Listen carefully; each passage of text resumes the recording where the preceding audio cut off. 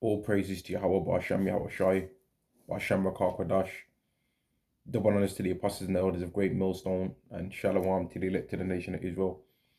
This is going to be a lesson on how it's a spiritual battle and how we wrestle not against flesh and blood, which is taken from the book of Ephesians, the 6th chapter and the 12th verse. But what I'm going to do is try to the best of my ability.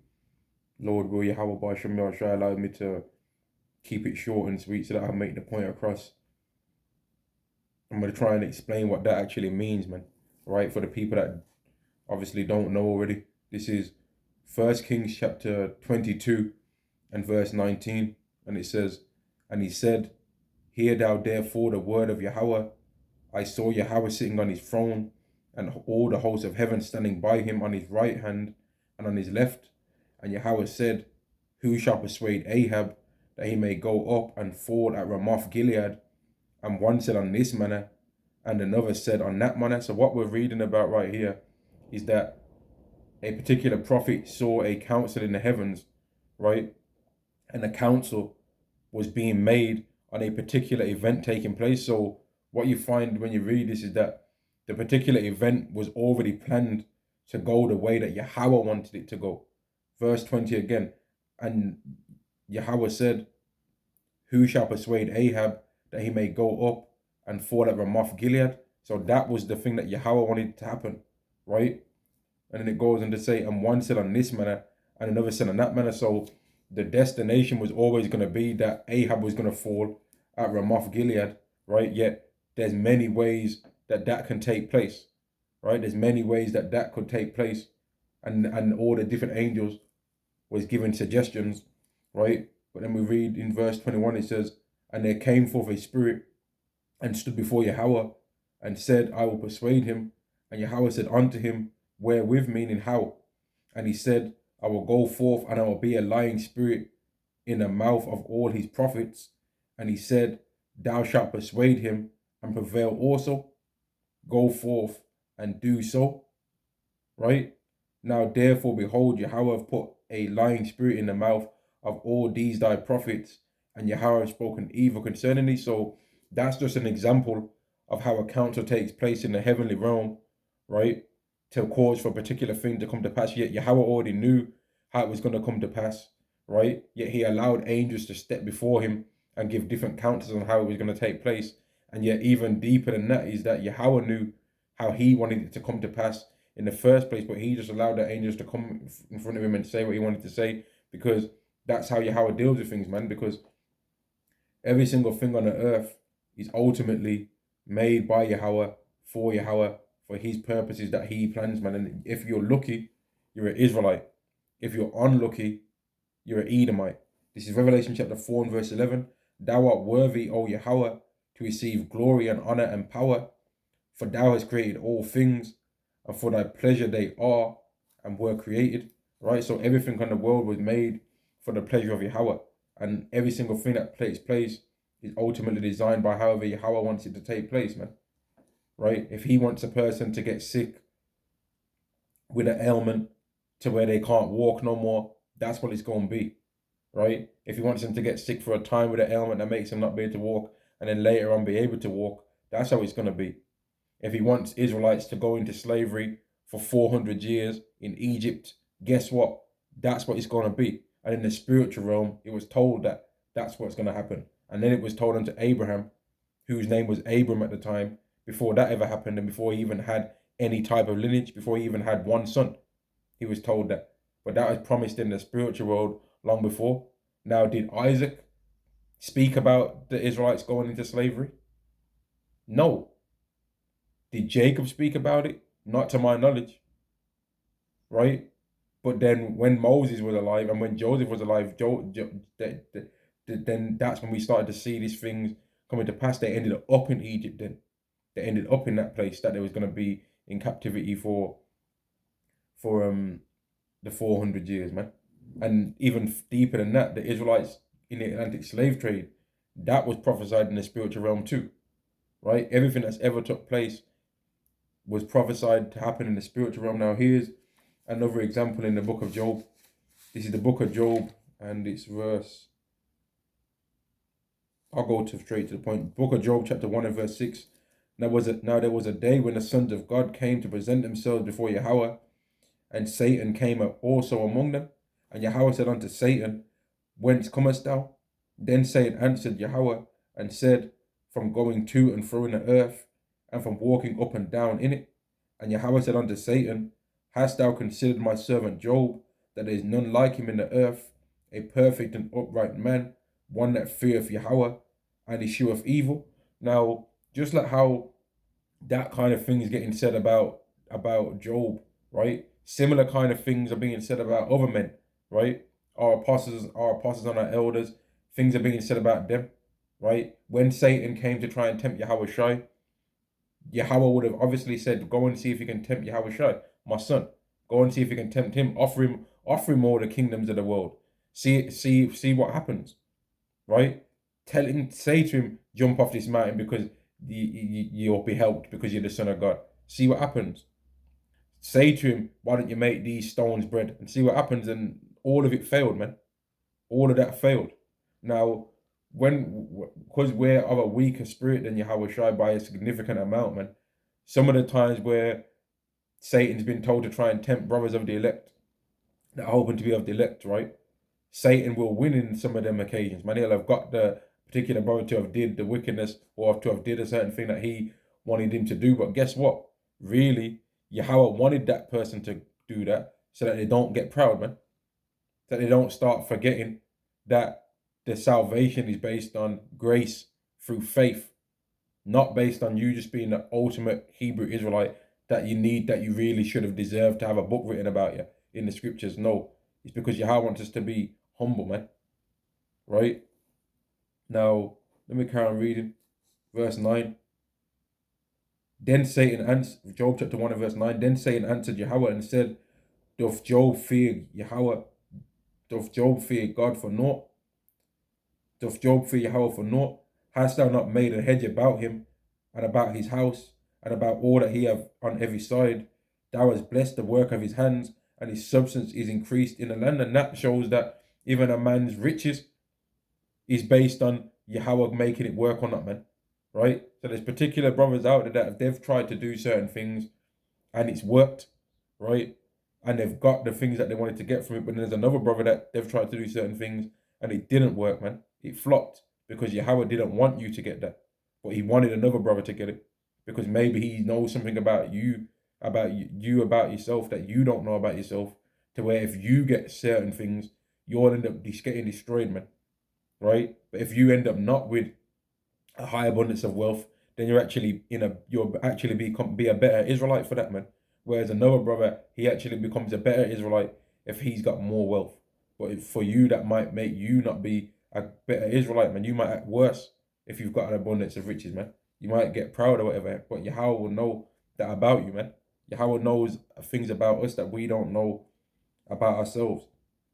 Verse 11, Job chapter 1 and verse 11. But put forth thine hand now and touch all that he hath, and he will curse thee to thy face. So Satan was saying, if he was to take all these riches around him, I know that you've made him a hedge about him, and you've basically made his riches be able to go up from the things that he does, all the things that he tries to get flowing. He works, any ideas that he makes business wise, you make it work. But if you stopped doing that, Satan was saying basically, if you stopped doing that, he'd curse you. And this is all being said, and Job's just down on the earth, probably feeding sheep, hugging his wife, kissing his wife, playing with his children, doing his business and all that. All this stuff's taking place on the earth.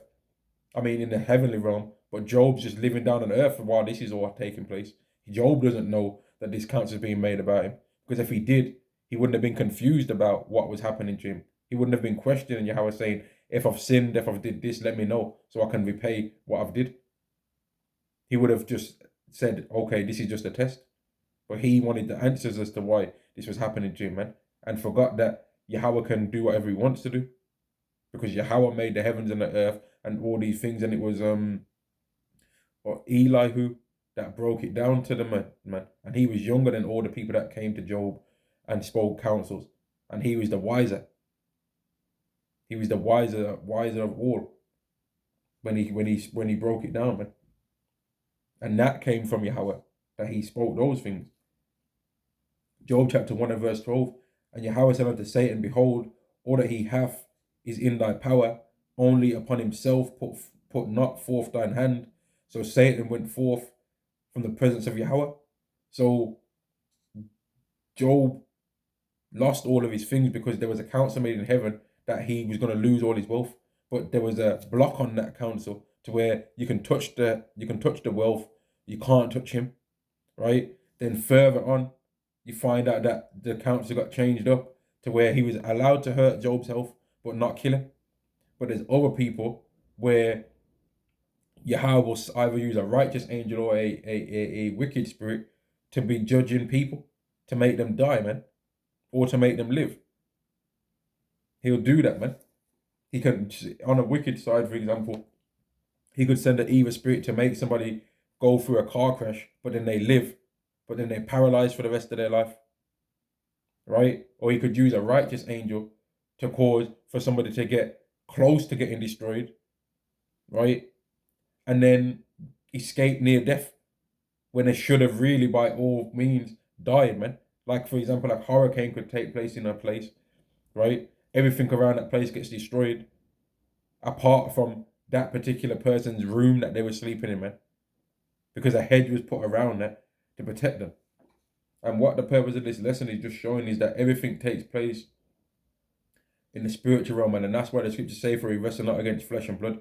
So when we're praying, the prayers that we make, they are causing for Yahweh to hear things that we're asking about, and then he's going to, if it's according to the will that he already planned in the first place anyway, then he's going to cause for that thing to take place, right? But ultimately, everything is on Yahweh's time. This is Ephesians chapter 6 and verse 12. For we wrestle not against flesh and blood, but against principalities, against powers, against the rulers of darkness of this world, against spiritual wickedness in high places. Wherefore take unto you the whole armor of Yahweh, that ye may be able to withstand in the evil day, and having done all to stand. Stand therefore, having your loins girt about with truth, and having on the breastplate of righteousness, and your feet shod with the preparation of the gospel of peace, and above all taking the shield of faith, wherewith you shall be able to quench all the fiery darts of the wicked. So if you've got faith, right, it don't really matter what none of these people say, because that faith ultimately, if we've got that, let's read about this quickly. Ephesians chapter 2 and verse 8. For by grace are ye saved through faith, and that not of yourselves, it is the gift of God. So if somebody's when these spirits are trying to attack you, and they're trying to attack you and make you fall away, they're ultimately trying to attack your faith, right? But the thing about our faith is that our faith isn't of ourselves. It even says it in the scriptures, it's of God. Ephesians chapter 2 and verse 8. For by grace are ye saved through faith, and that not of yourselves, it is the gift of God. So when they're trying to fight against our faith and trying to make us lose faith, they're not really fighting against us, man. They're really fighting against Yahweh, which is not possible. Verse 9. And that not of yourselves, not of works. Ephesians chapter 2 and verse 8 again. For by grace are ye saved through faith, and that not of yourselves, it is the gift of God, not of works, as any man should boast. Right? Now, what's one of the ways how you ultimately get sealed within that faith? Because that takes place in the spiritual realm too, right? The faith that people have been given is ultimately been given to them through predestination, right? But one of the things that happens in the earthly realm to make that faith be sealed within a man or a woman or a child is that they start looking at the world and like, this place don't seem right to me. This place seems disgusting. Ezekiel chapter 9 and verse 4. And Yahweh said unto him, Go through the midst of the city, through the midst of Jerusalem, and set a mark upon the foreheads of the men that sigh and that cry, for all the abominations that be done in the midst thereof. So you get that from that thawa, that mark of exemption, through looking at this world and be like, man, this place, there's something dodgy about this place, man, right? But ultimately that was predestined in the spiritual realm also, right? Which I'm going to read right now. Ephesians chapter 1 and verse 11. In whom also we have obtained an inheritance, being predestined according to the purpose of him who worketh all things after the counsel of his own will. So that takes place in the spiritual realm. Yahweh is the one that predestined everything according to the purpose of him that works all things according to the counsel of his own will, right? Everything works according to the counsel of Yahweh. The reason why Yahweh Shai is Yahweh Shai is because Yahweh made Yahweh Shai be Yahweh Shai. And that's the reason why no other man could have tried to think that they was going to die for the nation, because they wasn't exalted to be that person. That wasn't their lot, man. Just like how Yahweh Shai even told men on the earth and told people on earth that you can't try and ask to sit on the right hand side or the left hand side of me, because that's not a position that I've even got access to choose. My father, his father, Yahweh, our father Yahweh, didn't give Yahweh Shai the ability to decide who was going to be on the right hand or the left hand side of him. Neither really were the disciples that Yahweh Shai had chosen by Yahweh Shai ultimately too. And that's why Yahweh Shai said, in fact, let me show it. He said, you know what, I'm going to read it. Let me read it. Let me read it. Let's read it, man. John chapter 17. This is John chapter 17.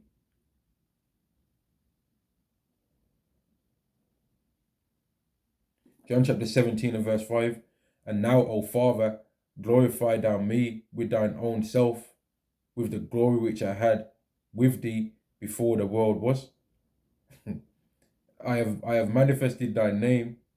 Man. Let me read that first one again.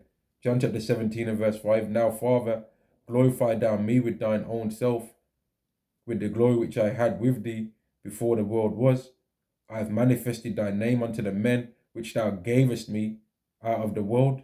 Thine they were, and thou gavest them me, and they have kept thy word. So even the elect, even the people that are going to believe in Yahweh Shai, they was chosen by Yahweh in the spiritual realm, man. And everything takes place there first, and it just plays out on the earth. That's how it works, man. That's how it works. And these are beautiful heavenly things that we've been given access to know, man. Not because we're so smart and intelligent and we went to Cambridge University or Oxford University, right? Or we went to Harvard or Yale, right? Or UCLA, right? It's not got nothing to do with that. It's to do with Yahweh wanted to choose people that the world would not believe could know these kind of things. So he deliberately chose people that the world would say, man, shut up, you tramp. You ain't on nothing. You don't know nothing about the Bible. They'd just want us out, man. They'd start looking us up and down. If they see that the clothes are Primark, they were like, nah, a person of the Bible wouldn't believe that if you're going to wear Primark. Nah, somebody they'd have hair. Somebody that's about the Bible would have hair. They wouldn't be a tramp. They wouldn't be poor. You know, they wouldn't talk like that rough. They wouldn't swear at man's. Yeah, they wouldn't wear that kind of clothes that you wear. They wouldn't wear. You know, they'd come up with it. They wouldn't drink alcohol. They'd be virgins. Like whatever excuse these people are gonna have. Or they wouldn't drink. You know, they wouldn't swear. They wouldn't eat locusts with honey. You know, they wouldn't be like that. The people that are out the Bible, people that Yahweh didn't choose who people wanted. He chose who he wanted to receive it, so that he can cut these people and show them that, listen, man, the things that take place on the earth, I'm deciding of all of these things, man, and I'll give it to whoever I want to give it to. And I gave it to the most unlikely group of people in the world, man. I gave it to the most unlikely group, which is why when the salvation comes, these people are going to be so embarrassed and ashamed, and the righteous man is going to stand up in great boldness before the face of such have afflicted him and made no account of his labors, and they're going to be saying, how is he numbered? Meaning, like, how the hell was this person one of the ones that were chosen? They're going to be like, how was it that this person was one of the elect? They're not going to be able to conceive it in their mind, man. Ephesians chapter 1 and verse 11 again. Ephesians chapter 1 and verse 11. In whom also we have obtained an inheritance, being predestined according to the purpose of him who worketh all things after the counsel of his own will, which takes place in the spiritual realm, that we should be to the praise of his glory, who first trusted in a Mashiach, in whom ye also trusted, after that ye heard the word of truth, the gospel of your salvation, in whom also, after that ye believed, ye were sealed with the Holy Spirit of promise, right? Which, when you hear the word, if you're of the elect, you hear the word first, and then you trust after hearing the word, right? That's what it said. Verse 13 again, in whom ye also trusted, after that ye heard the word of truth. So that's why you can't be lying. You can't be trying to say salvation's for everybody, because if a person of the elect hears that, that's not going to sing to that spiritual part of them that's of the elect. That's not going to sing to their spirit. That's going to be, they're going to be like, nah, I don't think. They're going to start thinking that the Bible's been changed for a while and coming up with all that madness that scoffers come up with. But then when they start hearing the truth, then they're like, yeah, that makes sense to me. That makes sense right there, what you're saying. When they start hearing about Deuteronomy 28, the curses, they're going to be like, yeah, it sounds like I've read that before. That sounds like very logical to me. When they start hearing about Yahweh Shai being a so-called black man, they're gonna be like, yep, that makes sense. When they're gonna start hearing about Revelation 13, 9, and 10, the revenge of what the Israelites are gonna receive, right? That's gonna make sense. When they hear about the new covenant, these things will make sense, man. But when they hear lies, that's not gonna seal them. Right? Let me read it again. Ephesians chapter 1 and verse 13. In whom ye also trusted after that ye heard the word of truth, the gospel of your salvation, in whom also after that ye believed, you were sealed with the Holy Spirit of promise. So you have to teach people the truth, man. You can't be lying to them like what Christianity does. Yet they'll sit up there and make 9-hour streams, 5-hour streams, 4-hour streams, and you're like, man, the way you're talking, and even the fact that you go into the blue letter, you got that from Israelites. So really, you should humble down. And a lot of the things that you're even saying out of the Bible, you're only talking about them now because Israelites spoke about them. Because Christians was not talking about the things that they talk about now before Hebrew Israelites started coming out and reading the Bible. You're a bunch of demons and a bunch of liars, man. And I did a little quick research, right, yesterday, in fact. Let's put this point out there. I did a little quick research, some of the churches in Birmingham, in places in the West Midlands and in London, and it came to find out that a lot of you are wearing Christmas jumpers, right? Christmas hats with reindeers on there. You got Christmas trees in your church. But what does the Bible say? What does the Bible say about that particular ritual of your liking? Jeremiah chapter 10 and verse 1. Hear the word of Yahweh, hear the word which Yahweh speaketh unto you, O house of Israel. Thus saith Yahweh, learn not the way of the heathen, and be not dismayed at the signs of heaven, for the heathen are dismayed at them. For the customs of the people are vain. For one cut off a tree out of the forest, the work of the hands of the workmen with the axe. They deck it with silver and gold. They fasten it with nails and hammers, and with hammers that it move not. They are upright as the palm tree, but they speak not. They must needs be born, because that Christmas tree, right? It don't just magically fall into the house with the nails banged down, or with a stand put underneath the bottom of it, with the tints around there, with the stupid angel or the star on top, with the candies that people be putting on there, right? With all the baubles on there, right? With the lights strapped around it, with plugged in and attached into the damn sockets of a house, man, right? That don't magically happen, right? I remember what that stupid stuff used to look like, man. That don't happen by accident. That takes a long time for that procedure to take place, man, right? And sometimes families go and buy a real tree, so they have to go out to a place that sells them, to the woods or whatever, like with a place a little secluded off to the side. Then they buy it, man. Then they pull it in the car, they strap it onto the back of a truck or whatever, and they bring it into the house, man. And then they're having to vacuum up the hairs, the trees that's falling off it every day. Now my family didn't have it to where we had used to do the real tree, man. But I've seen it on movies and stuff like that, and I've seen it on TV shows or whatever. I've seen it, man, and I'm sure many other brothers out there have seen it. We clearly know that it's not of the Bible, man. When you're doing that, that's not of the Bible. When people are doing that whole Christmas thing, they ain't thinking of nothing about the Bible. They ain't thinking about no scriptures at that time. They're thinking about, I hope that they didn't mess up what I bought, because I've been trying to give hints for the last 2-3 months for them to buy what I want them to buy. And I'm going to lie and say it's for the kids, really. But then, yeah, I'm myself not a kid. So why am I trying to ask for something then? Because you people are liars, man. Yeah? And that's even part of the spiritual realm, because Yahweh don't want you people, man. He's rejected you. And he's made you people be deceived. That's part of the spiritual realm. So that even still matches what I'm talking about. Yahweh's made you people. How am I going to make these people go against me and get destroyed? And then one angel said on the left and one angel said on the right, or many angels said on the left, instead on the right, and he said, I know what I'm going to do to them. I'm going to make these people still believe in Christmas, and I'm going to make these clowns believe that a guy is walking around and flying around the sky with reindeers, right? Talking about some ho, ho, ho, and leaving him out milk and cookies. And I'm going to make these people believe it. And then even when they find that it's not true, I'm going to still make them believe in it so that they can show that they're not worthy to receive the glory of the kingdom, and I'm going to destroy them. This is Job chapter 12 and verse 16. With him is strength and wisdom. The deceived and the deceiver are his. So all of you people that have been deceived, Yahweh wants you to be deceived. He don't want you to receive it, man. And ain't nobody on this earth ever rejected Yahweh. He rejected them, right? That's like a woman that's like a woman that nobody wants, saying that, oh, I don't want none of these men anyway. I don't need no man. No, the men don't need your ass. That's what it really is. And that's what it is with Yahweh and all you people that don't get it. Yahweh don't want you to get it. Therefore, you're not going to get it.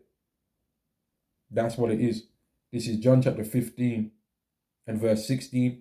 Ye have not chosen me, but I have chosen you and ordained you that you should go forth, that you should go and bring forth fruit, and that your fruit should remain, that whatsoever ye shall ask of the Father in my name, he may give it you. And that's why Israelites say Yahweh, Bahasham, Yahweh Shai, right? Yahweh, he exists. Baha, in the Sham, name, Yahweh Shai. Yahweh, Bahasham, Yahweh Shai. That's why we say it like that, right? The start of the video isn't just said for no reason. It's not like just some random chant that gets said for no reason. We say Yahweh Bahasham, Yahweh Shai because we're asking for something in Yahweh Shai's name, because Yahweh Shai told us that we should do that. You see? Now, I think I've made the point, man. Right? I think I've made the point. Everything takes place in the spiritual realm, man. Right? Everything takes place in the spiritual realm first. And let me just get one more scripture to finish this. Everything takes place in the spiritual realm first, man. Job chapter 20 and verse 24. Man's goings of Yahweh. How can a man then understand his own way? Let me get another one. Proverbs chapter 20 and verse 24 again. Man's goings of Yahweh. How can a man then understand his own way? Another one. Proverbs chapter 16 and verse 9. A man's heart deviseth his way, but Yahweh directeth his steps. Here's another one. Proverbs chapter 16 and verse 1. The preparations of the heart in man, and the answer of the tongue is from Yahweh. All the ways of man are clean in his own eyes, but Yahweh weigheth the spirits. So it all starts in the heavenly realm first, man. Right? Nobody can try to do anything or surpass anything if Yahweh hasn't ordained and said that he's going to do that, right? And that's why Yahweh even controls men through their dreams, man. When he can control them while they're sleeping. This is Job chapter 33 and verse 15. In a dream, in a vision of the night, when deep sleep falleth upon men, in slumberings upon a bed, then he openeth the ears of men and sealeth their instruction. So humans get programmed in their sleep, man. They'll be thinking, oh, I'm gonna do this tomorrow when I wake up in the morning. But when they fall asleep to go to bed or whatever, Yahweh's already programmed what he wants for them to do the next day. Right now, it goes in this to say that, I'll read it. Verse 16, Job chapter 33, verse 16. Then he openeth the ears of men and sealeth their instruction, that he may withdraw man from his purpose and hide pride from man. He keepeth back his soul from the pit and his life from perishing by the sword. Now, that's what Yahweh would do for the vessels of mercy. But we also know that Yahweh deals with balance, and a false balance is an abomination to the Lord. So what he'll keep a person of the elect away from perishing by the sword. But for the vessels of wrath fitted to destruction, when they're asleep, he's going to make sure that they stay proud. He's going to make sure that they stay on that devil worshipping that they're about. He's going to make sure that they stay on the BS that they're used to, man, so that they don't fall away from that, because he wants them to get destroyed. He don't want them to repent and be redeemed. He wants them to get destroyed, man.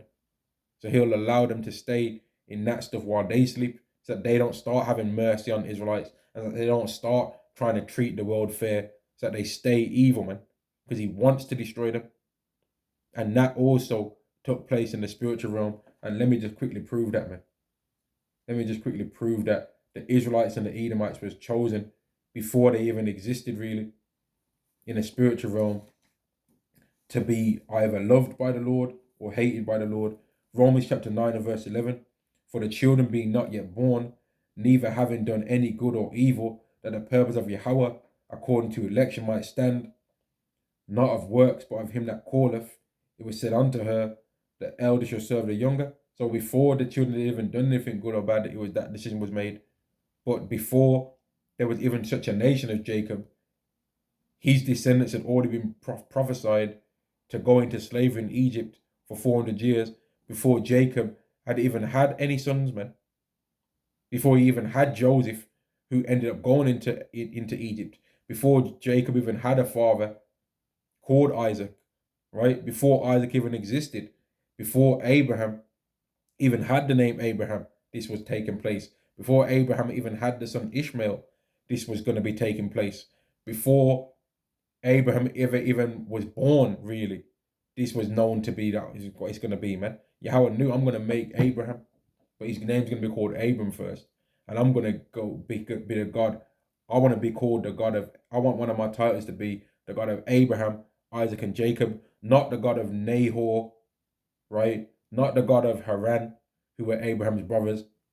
I want to be called I want one of my titles to be the God of Abraham, Isaac, and Jacob, not the God of Abraham, Ishmael, and then whoever's after that. Not the God of Abraham, Isaac, and Esau.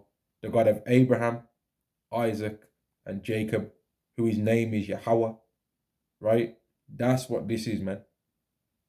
And all of this stuff took place in the spiritual realm first, which now I'm going to end the lesson on this scripture, because Yahweh is worthy to receive praise, honor, and glory, for he's made every single thing that we've ever seen on this earth, right? And he already knows about anything that we ever will see on this earth, and he's worthy to receive honor and power and glory because of that. This is Revelation chapter 4 and verse 11. Thou art worthy, O Yahweh, to receive glory and honor and power, for thou hast created all things, and for thy pleasure they were, and for thy pleasure they are, and were created. And on that, I want to end this lesson, man. Every single thing takes place in the spiritual realm first, and that's why the scriptures say, for we wrestle not against flesh and blood, because there's people that might have plans to do things against us, man, right? They might say, you know what, I'm going to get this guy fired from his job, right? And if the spirit's working with that thing taking place, then you're going to get fired. But if the spirit's not working with that, and Yahweh's got it planned in the spiritual realm that you're going to get a promotion, you're getting that promotion. If a person's looking you up and down on the street when you're minding your own business and they're saying, you know what, I'm going to fight this guy, man, I'm going to knock his ass out, right?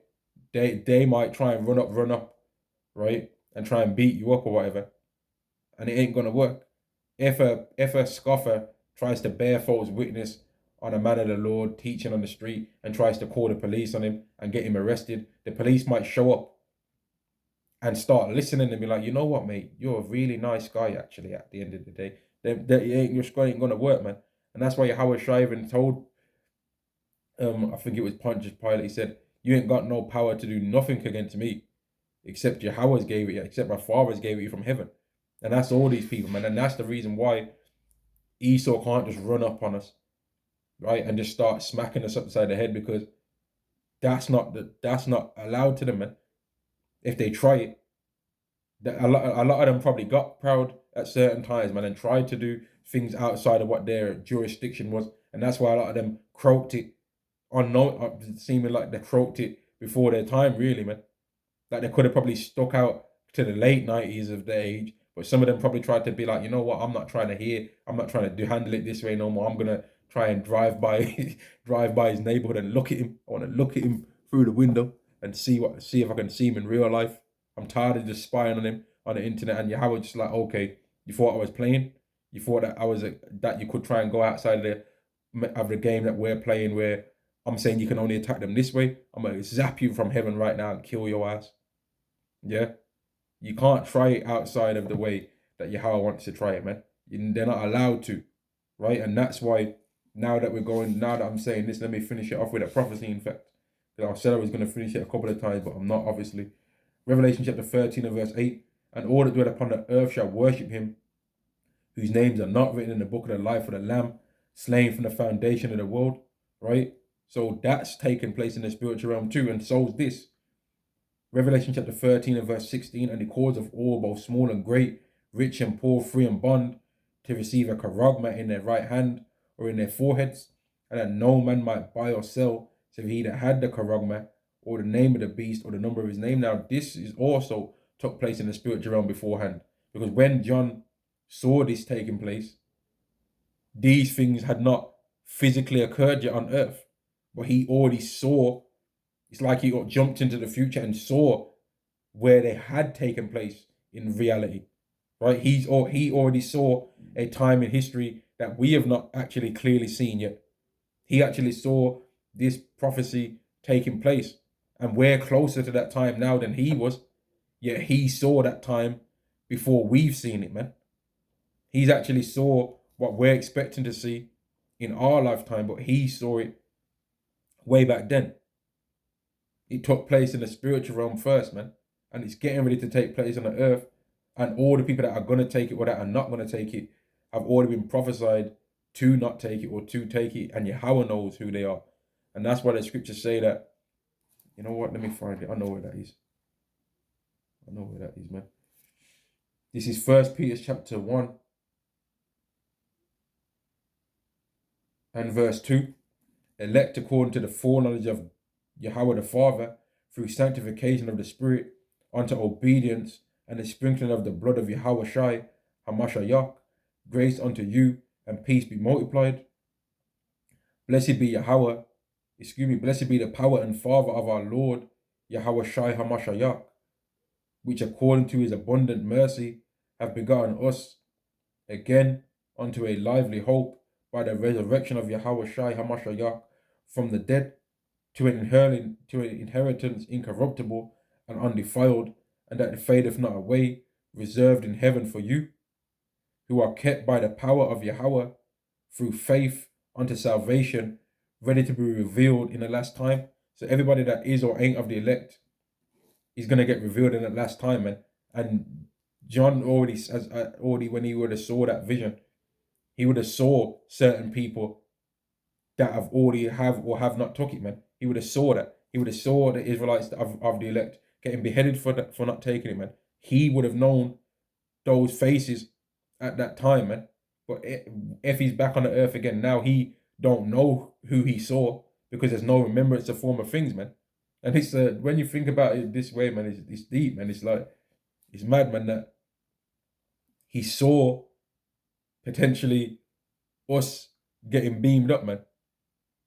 But we don't know that he saw us getting beamed up or not getting beamed up. We don't know that. But he knows, or he would have saw them faces, but he don't remember now. He wouldn't remember now if he's on the earth now. You see?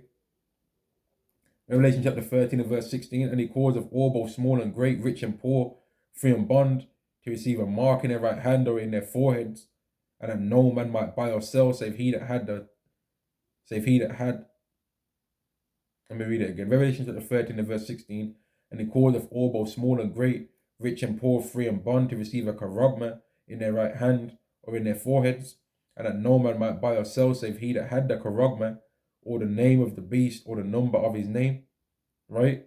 So those people have already been chosen that are going to get destroyed for taking that already anyway, along with these people have already been predestined and are going to already be revealed in the last time. Revelation chapter 20 and verse 4, and I saw thrones, and they that sat upon them, and judgment was given unto them, and I saw the souls of them that were beheaded for the witness of Yahweh Shai. Now, when John saw this vision, he would have seen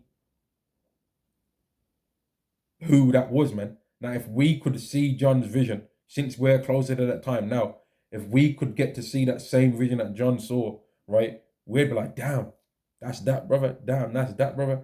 damn, that's that brother. Damn, that's that brother. Right? Just like how if we saw the people that are getting the Quran, we're like, damn, that's my aunt. Damn, that's my cousin. Damn, that's that demon that I work with. You know? We probably know some of them faces, man. Because we're closer to that time now. Those people that John saw at that time, in that vision, they wasn't alive yet, man. But now that we're closer to that time, even though John saw further ahead in the future than we're currently living, when he saw these things, we have not yet seen that, man. But if we was to see the same thing that he saw, especially Revelation 20 and 4, we'd be like, oh, man, that he was of the elect. She was of the elect. This, we'd see it, we'd know. And we'd probably even be surprised by some of the people that are of the elect, man. And we'd be hoping that we'd probably even see ourselves in that, man. If we was to see that vision, if we'd probably see ourselves in that. And realize that, yeah, we saw ourselves, but then that would make pride though, you know. Revelation chapter 20 and verse 4, and I saw the thrones and they that sat upon them, and judgment was given unto them, and I saw the souls of them that were beheaded for the witness of Yahweh Shai, and for the word of Yahweh, and which had not worshipped the beast, neither his image, neither had received his charagma upon their foreheads or in their hands, and they lived and reigned with Mashiach 1,000 years. Right? So that's that, man. Right? That's already been prophesied in the spiritual realm to take place, man. And whoever's gonna be of the elect, he's gonna be of the elect. Whoever's not of the elect, he's not of the elect, man. And I think I've definitely have brought out all the points that I wanted to bring out now, or all the points that Yahweh wanted me to bring out, man, and the things that Yahweh wanted me to say that I've never said before, you know, that I've never said some of these things before, man. So yeah, I'm gonna end the lesson there, man. All praises to Yahweh Ba'Shem Yahweh Shai, Ba'Shem Rakak Kwadash. Double honors to the apostles and the elders of Great Millstone, and Shalom to the elect of the nation of Israel. Shalom.